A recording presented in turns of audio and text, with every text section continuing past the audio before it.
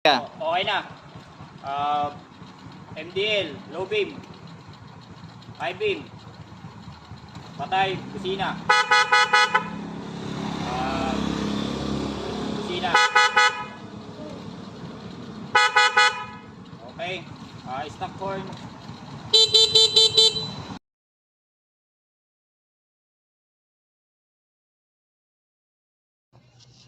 So ayun mga master, nasit na natin. So andito na yung relay niya. Dito natin nilagay.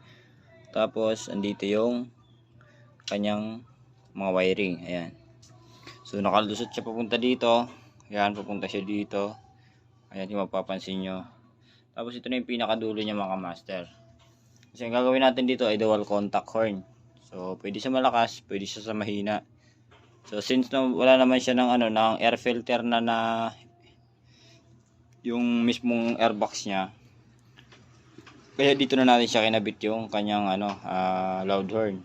So andito yung kanyang stock horn. So andito pa rin sa dati niyang lagayan. So yan. Ganyan po ang naging position niya. So kung makikita niyo mga kamaster ay wala siyang balot na tape.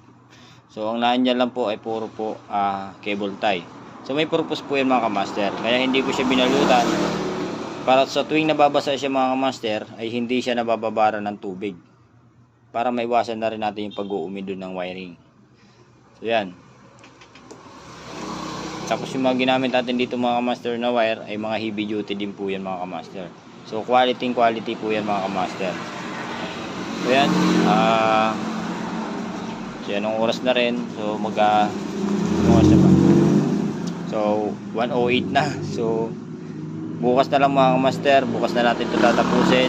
At least nasit ko na yung wiring niya. Bukas ko na ito tatapusin at matutulog na rin ako kasi 1:08 AM na. Ayan. So rush kasi ito mga master kasi gawa ng bukas, meron kasi ako ng schedule pang isang M3 nakakabitan din ng MDL. Tsaka gantong setup din. Kaya tinatapos natin to kasi ibabiyahe po ito ng Bicol. Yun. So ayan mga master, kung makikita nyo, nagpa-function na po yung ating ayan. Ayan po yung low beam nya.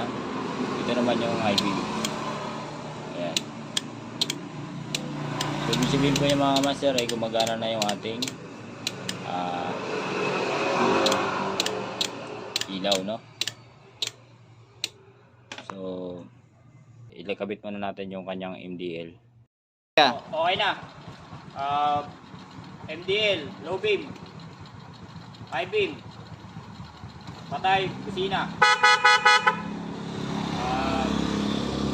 Busina.